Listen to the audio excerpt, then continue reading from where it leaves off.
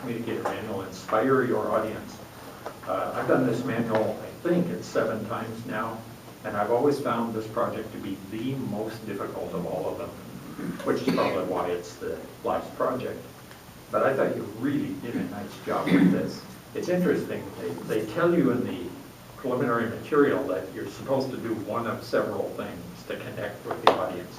Physiological needs, safety needs, belongingness, whatever that is, and love, esteem, and self-actualization. You didn't really do, well, maybe self-actualization, maybe, but you didn't need to. What you were talking about was something much more everyday, much more prosaic, and that is to get what you paid for, which is exactly what your title was.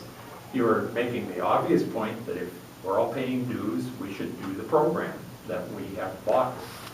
And I share that view. I've always wondered, you know, like would somebody join, say, a boating club and never go near the water? Probably not. Or a tennis club and never play tennis. But so it goes, I guess, to each his own. There's a checklist of things. I've checked those off, but I'd like to focus on the 2 questions at the bottom. What could the speaker have done differently to make the speech more effective? Content-wise, in my mind, almost nothing. I thought it was very good content-wise.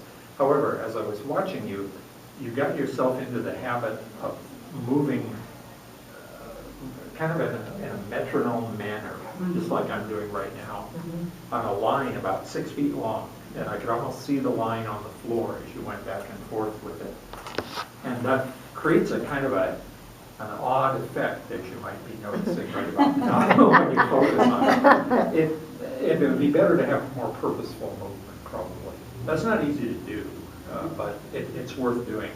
One thing you might think about, did you notice when Christina did her tabletop, is when she moved, generally speaking, she was using her movement much like the paragraph indentations are when you write an essay. In other words, she would, when she switched the point she was making, she took a step or 2. And that's probably a little bit better way to do it. Because when you get into this kind of a metronome thing, it's a little bit like the lawn sprinkler or eye contact thing that people talk about. And it creates that kind of an effect like it makes you look more nervous rather than less nervous.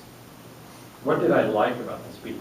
What I really liked was the way that it was constructed almost entirely on personal stories.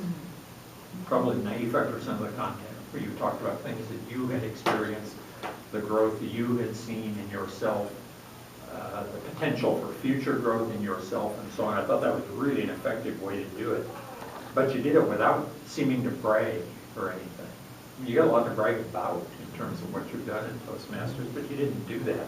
I don't think it's in your character to do that anyway. Very sincere speech. I thought it was an excellent job fulfilling the assignment. Good work.